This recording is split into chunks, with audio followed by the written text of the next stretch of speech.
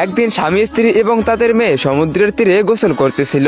গোসল করতে করতে মেয়েটি গভীর পানিতে চলে যায় এবং ডুবতে শুরু করে। সে ভয় পেয়ে চিৎকার করে বলতে থাকে, বাবা মা বাঁচাও আমাকে। তারপর কোনো মতে সাঁতরে সে তীরে চলে আসে এবং কাস্তে কাস্তে পেট থেকে সকল পানি বের করে দেয়। সে যখন উঠে দাঁড়ায় তখন সে দেখতে পায় চারিদিকে শুধু পানি আর পানি। সে বালির উপর হাঁটু গেড়ে বসে পড়ে এবং বালিতে লেখে, আমাকে সাহায্য করো। সে একা বিষণ্ণ মনে কাঁদতে থাকে এবং কখন যে অন্ধকার হয়ে যায় সে টেরই পায় না। এরপর সে দুটো পাথর খুঁজে নিয়ে ঘষে ঘষে আগুন জ্বালায় এবং আগুনের পাশে বসে বাবা মাকে মনে করতে থাকে। হঠাৎ তার নজর যায় একটি আপেলের উপর। সে দৌড়ে গিয়ে আপেলটি তুলে নেয়, কিন্তু যেই না খেতে যাবে দেখে একটি হাঙর তাকে খেতে আসতেছে। ভয়ে চিৎকার করে ওঠে এবং তখনই তার ঘুম ভেঙে যায়। এটি বুঝতে পারে ওটা একটা স্বপ্ন ছিল। ভয়ে ভয়ে সে দৌড়ে তার বাবা মার ঘরে চলে যায় এবং তাদের দুজনের মাঝখানে ঢুকে শুয়ে পড়ে। তো বন্ধুরা, এরপরে কি হয়েছিল তোমরা সেটা দেখতে পারবে পার্ট 2 তে। পার্ট 2 দেখতে চাইলে ভিডিওতে লাইক করে চ্যানেলটিকে সাবস্ক্রাইব করে দাও। টিকটক ফেসবুক থেকে দেখে থাকলে ফলো করে দাও, আর অবশ্যই কমেন্ট বক্সে পার্ট 2 লেখো।